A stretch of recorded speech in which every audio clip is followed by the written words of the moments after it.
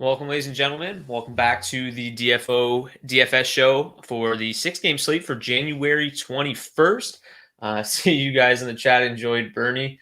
Had to give him some love. That picture is absolutely hilarious. That guy is so hilarious. Those gloves were just unbelievable. Like, who shows up to an inauguration of those mittens? Guy's just an icon. But yeah, seems like you guys had a lot of success last night, according to the chat, which is great. Definitely had some success. Some of the lines that we were targeting went off. Some didn't. Apparently, Edmonton, Dave Tippett decided he wanted to play some defense last night. Really kind of screwed over some of our Edmonton, Toronto stacks, although they did still do okay. And then St. Louis, San Jose was really big disappointment. I think I need to look into it a little bit more. Like, the second game of these back-to-back seems to be lower scoring than the first. Teams seem to be adjusting, and then the second game is lower scoring. There's no scientific data behind that. I haven't looked into it too much, but seems that could be the case. So maybe that's something we can keep in mind tonight with Vancouver and Montreal. But let's get right into this 6-game slate. So I hope you guys can hear me okay. I hope it's not laggy or anything. I'm having some real trouble with my internet today. I live out in the boonies in southwestern Ontario, so our internet is not very good, but hopefully this works okay.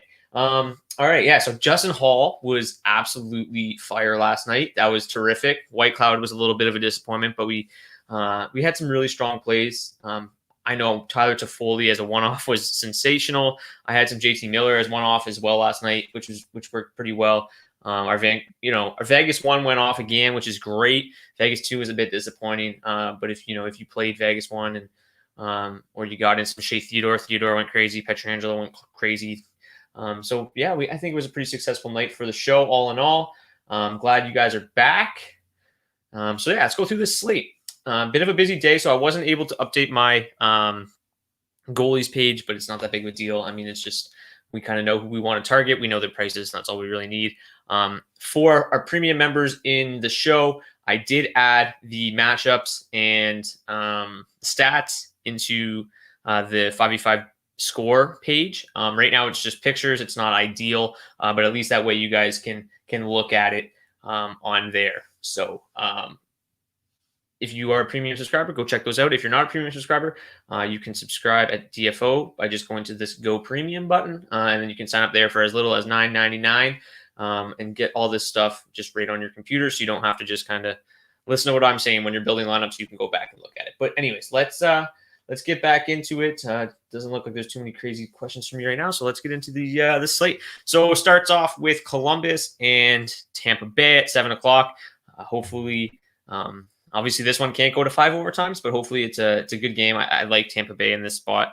Coming off a couple days rest, they should be fresh.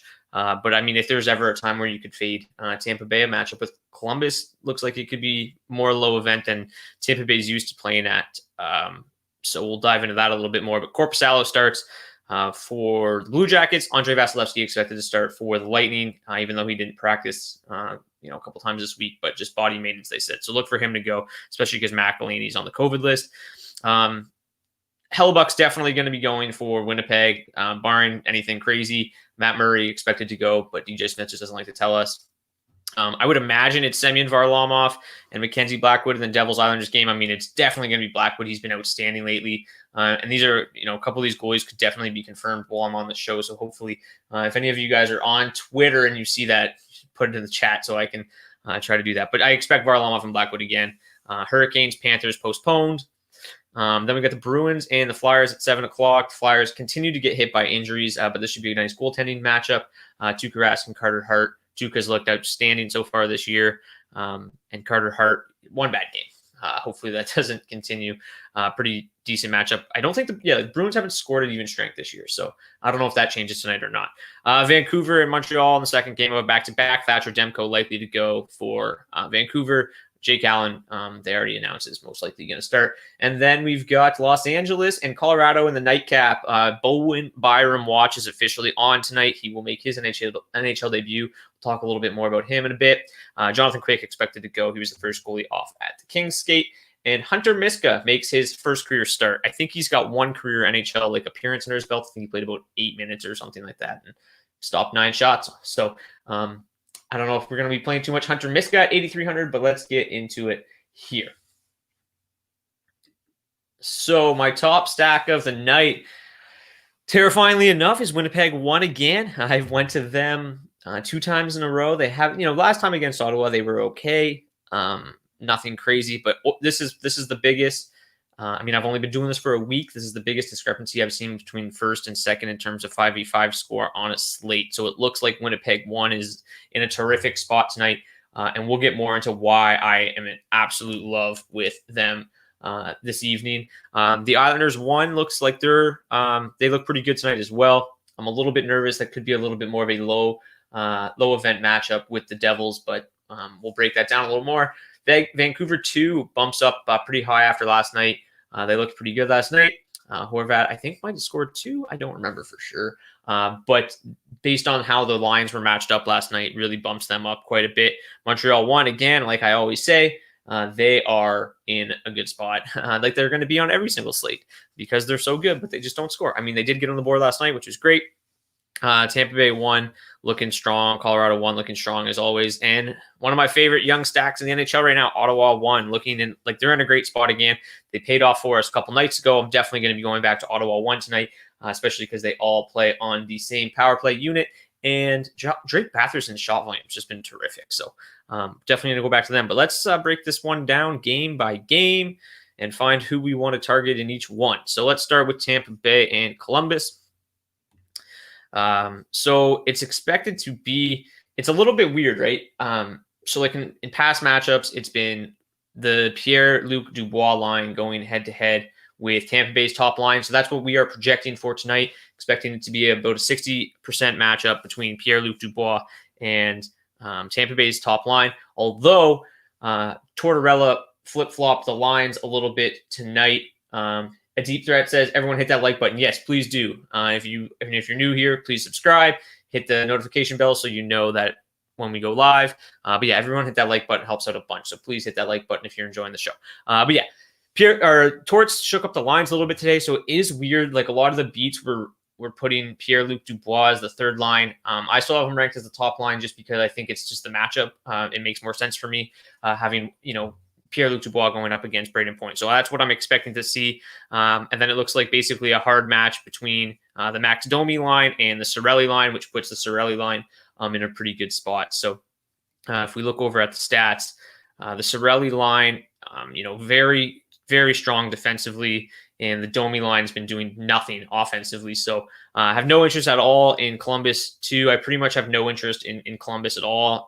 The Dubois line looks okay, but if the beats are listing them as a third line, I am a little concerned about their playing time if that ends up being the case, especially the way Dubois wants to trade and all that. So I'm a little concerned about their usage tonight. So I'm probably not going to be playing any Columbus, especially given their slow start.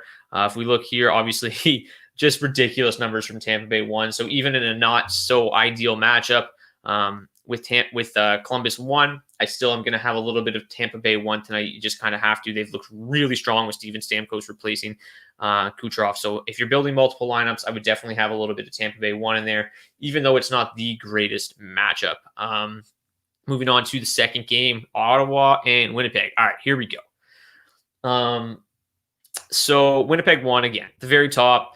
Ottawa 1, Ottawa 2, Ottawa 3 right there. I don't have a ton of interest in Ottawa 2 or 3, but 1 looks pretty good.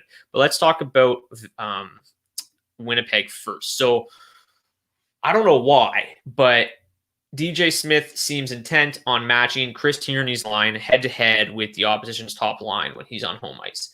And that's great news for Winnipeg 1 because the Tierney line has been getting caved in for the better part of a year and a week now. So if we look here at Tierney's line, they produce almost nothing offensively. And then on the defensive side of the puck, they're giving up 33 scoring chances against per 60, 17 high danger chances against per 60. When you pair that up with what Winnipeg 1 can do, and we already know that Kyle Connor is going to start the game on that line, which boosts their numbers even more, obviously makes them more expensive, but they all play on the top power play unit. Connor's the shooter on that unit too. It's what we want. They're in a great spot. So there's no reason to, shy off of Winnipeg 1 tonight. Their offensive numbers are really good. and they're going to be going up against Chris Tierney's line like 65% of the time, and they should just destroy them. Based on the numbers, they should absolutely destroy them. So I'll get to some of these questions in a little bit here. I am looking at them, and I will answer all of them, I promise. But yeah, so Winnipeg 1, great spot. Winnipeg 2, I like Ehlers. He's fine. But if I'm going to be playing this line, this game, I want whoever's going up against that Tierney line. Kopp and Stastny don't do anything for me. So I'm sorry, Nick Ehlers, just not tonight. But that top line is where you want it. The really interesting thing about this game, obviously, you're going to want to pair them with Josh Morrissey if you can. He is getting up there in price after a couple strong performances. I think he's around 4,600. But if you can't get Morrissey in, I do have quite a bit of interest in Ville Heinola.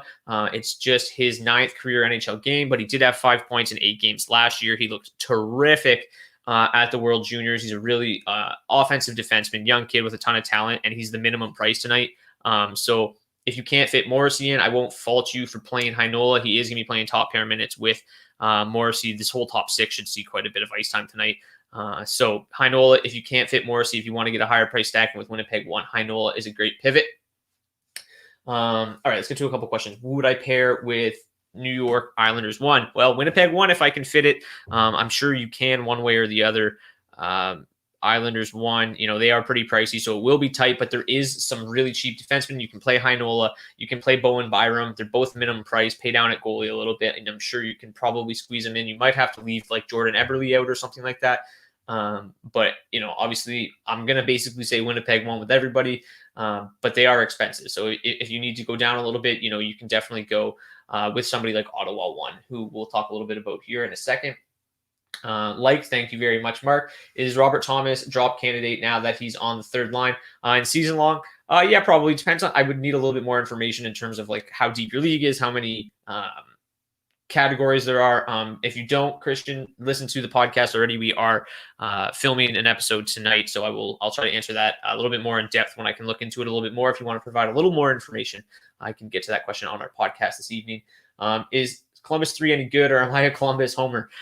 So like Columbus 3 is interesting because I've actually been playing them a little bit recently, but then their numbers at the start of the year were looking good. They've come down a little bit recently. I'm assuming you're talking about the Texier line. That's who we have listed at Columbus 3 right now, at least. I do have a little bit of interest just because I'm like, I don't even know what the prices are. I'm pretty sure they're ridiculously cheap. Are they not? Yeah, so they're like basically the minimum price, 9,800 to full stack. Liam Foudy is really talented, super fast. There is a little bit to like about that line, I suppose, just as a line as a whole. But they're probably going to be seeing a lot of the bottom 6 of the Lightning, and like I want nothing to do with that Barclay Goodrow line. Like that Barclay Goodrow, Yanni Gourde, Coleman line is just so good defensively. That I don't think that I'm going to get to Columbus 3 tonight. In other matchups, I think that line can be exciting, but not against, that Blake Coleman line. They're just too good. Marco seems to think they're good, but I'm not going to go there tonight. Stop talking about them. All right, I will. All right, so let's talk about the Ottawa side of the puck a little bit. Ottawa 1 definitely piques my interest. 36 scoring chances, 4 per 60, 13 high danger chances, 4 per 60. They're going to be seeing a lot of the middle 6, I believe, for the middle 6 here for the Jets. And that's an exploitable matchup for them. The Jets really aren't very good defensively, as you can see here. That Stastny line giving up a shitload of chances, 41 scoring chances against per 60 right now. Same can be said for the Adam Lowry line. So they're in a really good spot. They're still really cheap. Jake Batherson's shot volume has been outstanding. If you have to play one of one of Norris or Batherson, I would lean Batherson just for the safer floor. They both have the same upside because they're both on the same power play unit. So Batherson's a safer play. They're right around the same price. Ottawa 1, definitely a strong play for me tonight. I think that if you're making multiple lineups, that's a good opportunity to game stack. Because again, that game, it didn't get too out of hand the other night, but at any minute that could get crazy. I think that people, their ownership probably shouldn't be too high. I think Connor Hellebuck will scare people away a little bit. Obviously, they were in a better spot the other night when Laurent Brossoit was starting. But I'm not scared of Hellebuck as so long as, the Jets are playing horrendous defense. Is Cirelli a good pickup? Yes. In season long, definitely Cirelli is a good pickup. He's thriving in that number 2 center role. Nobody about to take away his minutes, so I do like Cirelli. All right, moving on to the next game. We've got the Islanders and the Devils. So this game doesn't really pique my interest too much. I do like the Islanders top line a little bit. The Devils have been surrendering a lot of shots, so they should get plenty of opportunities tonight. They are expected to go up primarily hard matched against the Zajac line. So the Zajac line is typically pretty good defensively. 26 scoring chances against per 60 isn't terrible, but it's not enough to scare me off of the Islanders top line. The Islanders top line has been, producing for a year now. Barzal, hasn't missed a beat since missing camp. So I still have a lot of interest in Islanders one tonight. The only thing that worries me a little bit is Mackenzie Blackwood's been outstanding, and I do have a lot of interest in Mackenzie Blackwood at 7,300 tonight. I think that this is going to be a relatively low-scoring game. Again, if we go back and look at the pace, this is one of the lowest-paced games on the slate. The only one lower is the Flyers and the Bruins, so I don't expect this game to be overly high-scoring. But I like the goaltenders on both sides. I guess it's just kind of a matter of which side of the puck you're on. You might not be on either. At that point, I would probably play Blackwood just because he's cheaper, but Varlamov hasn't allowed a goal yet this year. So obviously there's a lot of reason to like him. The Islanders have been pretty stout defensively over the years. I think that Jack Hughes will see some ownership tonight because he's, just been scorching hot, but he's expected to go head-to-head most of the night with the Islanders' fourth line, the Casey Cizikas line, and that's just a brutal matchup for him. So I would let everybody else chase his almost 4-point game from the other night, and you can just probably avoid it tonight. I think, there are going to be opportunities where you can play Jack Hughes throughout the season, and if he keeps getting better, he's going to be a good play, but they're expected to see majority of the Cizikas line, and that's just not a matchup that I'm going for. Are we punting the D? Yeah, I punt the D every night, pretty much. I like to punt the D and play all the other high-priced forwards. Obviously, there's opportunities. Like I did play some Theodore last night if you're making multiple lineups. But punting D, especially tonight, I love Heinola. I love Bowen Byram. It's probably just the guy, me who watched the World Juniors speaking, but they're both outstanding. So I'm playing them at minimum price. Can't that offensive upside's crazy. And there's a bunch of other guys if you don't want to play them. Like obviously Byram's minutes, or we don't know exactly how many minutes he's going to play in his first game. They are rolling 7 defensemen, which is a little concerning. Heinola should see plenty of minutes though, playing on the top pair. So there are other good deep punt options, which I will talk about a little bit later. But yeah, for the Devils, I mean, look at all red here in the offense side of the thing. You don't need to talk about them too much. They really aren't producing a ton of offense. They have had a pretty good start to the season, but I'm not chasing it. I prefer the Islanders side, and the only line that really piques my interest tonight is Islanders 1 for obvious reasons. If you just look at this chart, they look like the strongest option. If we want to talk about Islanders 2 a little bit, they're expected to see the majority, the fourth line for the Devils for the majority of the evening, fourth line of the Devils for, decent. They are giving up. Their expected goals against is fairly high. So if you want to pay down for Islanders 2, fine. But I still think the more prudent play is their top line tonight, obviously. No questions. All right, moving on to nope, that game's canceled. We got the Bruins and the Flyers. So let's take a look here. Bruins and Flyers. Nothing really pops for this game. Obviously, it's low event by the looks of things. The one thing that is troublesome is the Flyers have tons of injuries. Morgan Frost out again. Sean Couturier is out. So we don't know exactly how these lines are going to shake out. We know Connor Bunnaman is coming in on the fourth line center. Scott Lawton's expected to move up to the third line, but we don't know if it's going to be like Claude Giroux playing center on the third line, Lawton on the wing. I have no idea. So right now I have it projected for Claude Giroux, Kevin Hayes, and Farabee. But they're expected to see quite a bit of the Bergeron line, which obviously I think most of the night, those two lines are probably going to cancel each other out. As you can see here, Bergeron line doesn't give up a lot of offense. The Hayes line doesn't give up a lot of offense. It is the most offense that anybody on Philadelphia gives up, but I don't see enough in this game for me to be targeting it. There's a lot of other more intriguing spots, and it's not like they're cheap, right? Like Boston hasn't done anything yet, and they're still expensive. Boston 1, I have under Boston 2 tonight. So at 19,000, I really have no interest. They haven't looked the same without David Pastrnak. They haven't scored a 5v5 goal all season. So obviously, there's going to be spots when Pasternak's back that you're going to go and you're going to play Boston 1. You're going to go heavy on them, and they're going to be chalky. But I'm not chasing it in this matchup. Nick Ritchie is so cheap on PP1. He's been playing well. Yeah, I don't love Nick Ritchie, but he is incredibly cheap. He is on the top power play. He is playing with David Krejci. Obviously, I do have Boston 2 ranked a little bit higher than Boston 1 tonight. So as a one-off play, he's fine. If you don't want to punt the D and you want to punt a forward or punt your util spot and one-off Nick Ritchie on the top power play unit, that's fine. He's a big body, that's for sure. And he's gotten off to a hot start. He, had a promising young career when he came into the NHL, just kind of flamed out. But he's a big body on the power play, and they do need to start. They need to score on the power play because they can't score at even strength. For Philadelphia, again, top line's probably the one that's in play. I know our buddy Ray Rock, who's I don't know if he's here or not, but he always says that the offense goes through Hayes in Philadelphia, and I don't think that it's even more true now that Couturier's out. Morgan Frost's out. Nolan Patrick's still kind of getting his feet wet, but I think that the Hayes line, whoever's on his wing, it all depends. But again, I don't have a ton of interest in this game. It should be relatively low event. I have it as the lowest event game on the slate. His Voracek does. Yes, he is terrible. Tanner, who are the D guys you were talking about again? Heinola, 2,500 from Winnipeg, and Bowen Byram, 2,500 from Colorado. I will talk about the other defenseman later in the show. Let's get to Vancouver, Montreal. So Vancouver 2 is quite high on the list tonight after what we saw last night with the matchups. So they are expected to go primarily against this is not correct. They're expected to go primarily against the second line, the Nick Suzuki line for Montreal. It doesn't look great. Like the matchups are not good anywhere you look at it. But offensively, their numbers have been outstanding. They're generating a ton of offense with Höglander on that line.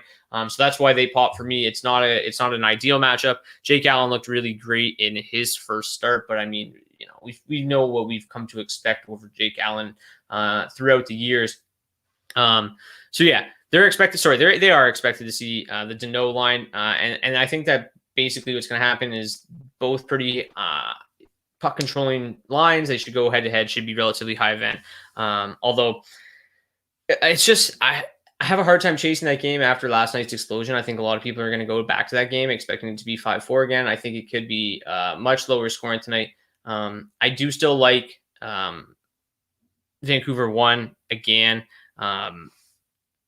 They're expected to see more of the Suzuki line. And obviously the Suzuki line is not, we've already got people comparing him to Patrice Bergeron. So if that's the case, he's pretty good defensively as well. Chris Johnson, Mackenzie Blackwood, Sam Gagne. Oh my God, Mackenzie Blackwood just got added to the COVID list. That's not good. Thank you guys very much for that shout out. I will update that on the site as I go here. So yeah, talk about this game. So I'm definitely gonna be a little bit sidetracked now with that happening, but this game is going to be getting some exposure. I think that I wouldn't really fault you any way you target it. I think you can play the top 6 from either team. I would definitely go, I would definitely take a look at Toffoli as a one-off play again. He's going to see a bunch of ownership after last night, but he is, his price barely went up. He is on the power play 1 still, and he's going to be in a good spot again tonight. I really like that Kotkaniemi line. Kotkaniemi looks really good to start the season. They have some terrific numbers, obviously averaging 29 scoring chances, 4/60 right now. So Toffoli, Kotkaniemi, if you want to pay down, still look good. But yeah, Blackwood going out is going to crush a bunch of lineups for sure. I don't even see it yet. Must be New Jersey hasn't even reported about it yet. But yeah, if you guys have any other questions about that, sorry, I got kind of sidetracked with that game. Obviously, I would have exposure, like I said last night, too. If you're building multiple lineups, having a little bit of Montreal 1 never hurts because they do go off. Somebody just said play Romanov. I do like Romanov again. Busted a little bit last night, but if you're going to be playing Montreal, Shea Weber's been off to a terrific start. Jeff Petry's been off to a terrific start. People are still going to be playing them. I have no problem though playing Again, like I said last night, Tatar, Gallagher, Romanov. If you want to sprinkle in a little bit of Montreal 1, I don't usually play Deneau. He just doesn't shoot enough. But he does get on the board occasionally. So there is a reason to play him sometimes, but I'm not going to go there tonight. And then are we on the last game? Yeah. So last game, super interesting. We saw Colorado come out and just dominate early on in that game the other night. Couldn't really get anything going. Ended up being a much closer game than we probably anticipated. Jonathan Quick starts tonight. He hasn't been great. He hasn't been good for a couple of years now. He's not as good as he once was, but Colorado 1 obviously pops there. The most expensive line on the entire slate for obvious reasons. But they are in a good spot. Again, they are supposed to see, if you watch the show the other night, they are supposed to go head-to-head with the Anze Kopitar line, which isn't great on most nights. Kopitar, obviously, as we see here, only giving up 21 scoring chances against per 60. So it's definitely going to limit Colorado 1's upside. But they're kind of like a line that's matchup proof. Colorado, they play at just a totally different speed, right? Like they overwhelmed the Kings early on the other night, and Colorado 1 can go off on any night. So if you're building multiple lineups, Colorado 1 definitely a line I want. With Blackwood out, do you think New York 1 is a better pick? Yeah, absolutely. I'm assuming that they have to start Scott Wedgwood now. So I like Varlamov more now. And I like New York Islanders 1 a lot more now. I'm assuming it's Wedgwood. Like, it has to be. They don't have any other goalies. Maybe actually they picked up Aaron Dell. It could be Dell. But yeah, I don't even see this Blackwood news. Like, unless my internet is just not updating, I do not see Blackwood news at all. If you guys could let me know. Oh, yep, there it is. Mackenzie Blackwood will not play tonight. Wow. So yeah, Islanders 1, definitely more in play. Whether it's Dell, whether it's Wedgwood, it doesn't matter. Neither one of them are very good goalies. Neither one of them are Mackenzie Blackwood. So New York Islanders 1 definitely gets a bump for me tonight. So I think that is a huge development. And I think Islanders 1 will definitely see a lot more ownership now, which kind of sucks. But hopefully people have already built their lineups and they don't check it and they don't pivot. So I like Islanders 1. I think that brings Islanders 2 into the mix as well. They're expected to see bottom 6 for the most part tonight, like I said, and that's a gettable matchup for them. It really is. The Devils, as you can see here, like their top line is the only one that's not giving up a lot of chances right now, but it doesn't really matter. I would still play some Brock Nelson. I'm a big Anthony Beauvillier guy. So I would definitely play some Islanders. Another cheap deep punt, especially if you're playing Islanders 1, Noah Dobson is pretty obvious. I think he's only 2,900. He's been on the top power play unit. So if you're playing Islanders 1, I would definitely pay down for Dobson rather than playing Pulock. Although if you have the money, Pulock is the better option.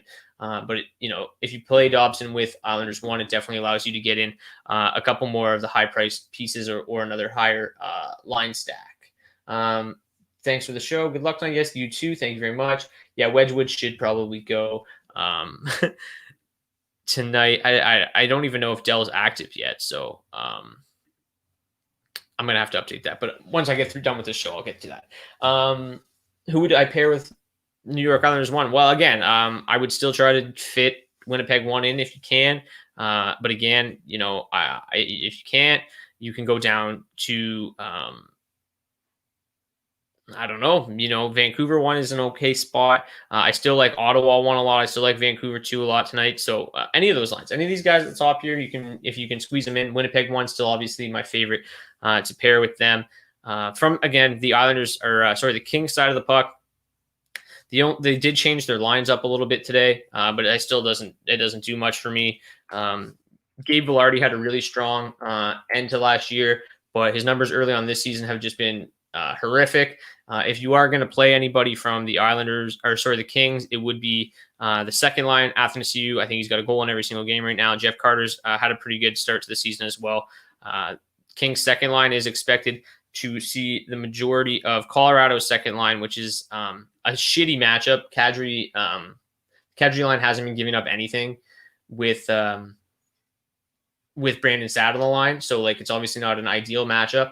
But that's what I'm saying. I don't really have any interest in playing the Kings because they shouldn't. They're probably not going to generate a whole lot. But I don't know much about Hunter Miska, and playing a team that's playing against a guy that we've never really heard about might not be the worst thing. But again, if you're going to play anybody on the King side, it would probably be that top line or that second line. Sorry, they are still extremely, extremely cheap. Yeah, you can full stack them for 12,800. The same price for Kings 1, but they bumped Kempe up to that top line to play with Kopitar, and that just looks like a shutdown line. Like all they're trying to do is slow down Colorado 1. I don't think they're going to provide any offense at all.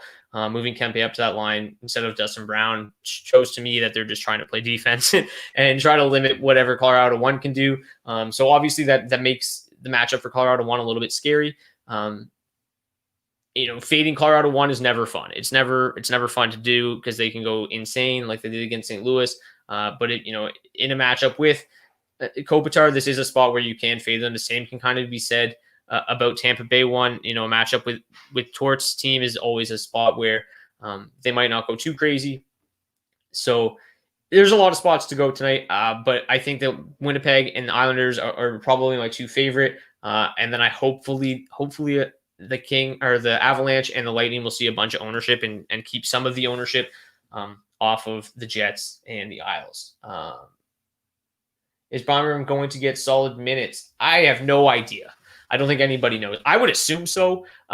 Put it this way. Eric Johnson dressed as a seventh defenseman the other night, and he played 14 and a half minutes in his first game. He missed all of training camp. So I would assume that that's probably Byram's floor is 14 minutes. I would have to assume that he does see some time on the power play too. I mean, it'd be silly for them not to. But I mean, that power play is loaded. So like, you got Devon Taves, you've got Samuel Girard. I would probably avoid both of those guys tonight, just specifically Girard, just to see how it shakes out. Because if one of those guys doesn't see power play time and Byram does, then Byram's clearly the better play at 2,500. So would you fade Colorado 1 with the Kings line? I mean, if you're only playing one lineup, I probably would. But if you're making multiple lineups, like I'm going to have some Colorado 1 just because they can break a slate at any time. And you're going to want to have some of them because they can just go, insane. But let's talk about some of these cheap defensemen because we hit on a bunch last night. So that's great. And we want to hit on some more tonight. So yeah, we've got Heinola 2,500. Like I said, you've got Byram 2,500. I like Dobson at 2,900. I really like Travis Sanheim as well, 2,700. They've got some injuries on the back end tonight, so Sanheim's expected to play top pair minutes with Ivan Provorov. He did see some time there with Provorov last game, so they should see a ton of ice time tonight. He's always a guy that has a little bit of offense in the bag, will block some shots. So Sanheim's a pretty decent option at 2,700 as well. Eric Gustafson's another guy. He's still just 2,700. He's been getting a couple pucks on net every single night, a couple block shots. He has picked up a couple points as well. So both those guys for Philadelphia. I'm not going to target that game too much, but it's a decent place to punch your defenseman into. Zaboral at 2,500 from Boston. Again, another decent option, super cheap, blocks a couple shots, does play on power play too, does see some PP time. So he's fine.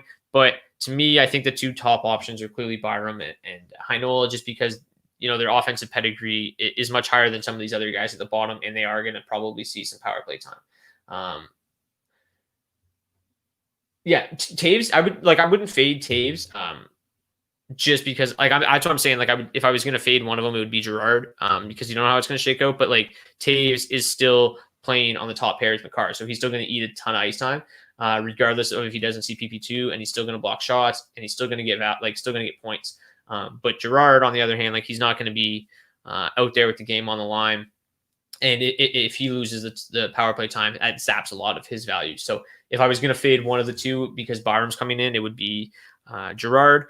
Some of the high-priced options, I don't pay up for D2 too often, but if I did tonight, Grzelcyk is still only 4,700 on the top power play unit. He was banged up, but if they're going to score goals, again, like it said, it's going to have to be on the power play. So if you are going to play a little bit of Boston, make sure you get Grzelcyk in there, 4,700. But there isn't a ton of high-priced options I really like tonight because the low-priced options are so good, and the line stacks that I like are so expensive. So, yeah, I think that's pretty much it. Oh, I can talk about goalies a little bit more now that we kind of have a better idea. Vasilevsky, obviously super strong at 8,300. Like I've said before, I don't mind paying up for goalies, especially on a night where there's cheap defensemen. And if you can fit the expensive goalie in, and almost guarantee a win, that's great. Varlamov, when I came on the show, I much preferred Blackwood at 7,300 than Varlamov at 8,100, but that has completely changed in the last 15 minutes. So give me Varley at 8,100 for sure. I think Rask and Hart are both in play because I don't think it's going to be a very high-scoring game. So I think that they're both fine options, but I would probably pay up for the other two just because I have no, the game's such a toss-up. I have a feeling that Tampa Bay and the Islanders are going to win tonight. I have no clue who's going to win in Boston and Philadelphia, especially the way both those teams are playing. No interest in Jake Allen or Demko. Demko has looked terrible through 2 starts. It was a high scoring game last game. There's much better options. Hellebuck at 7,600.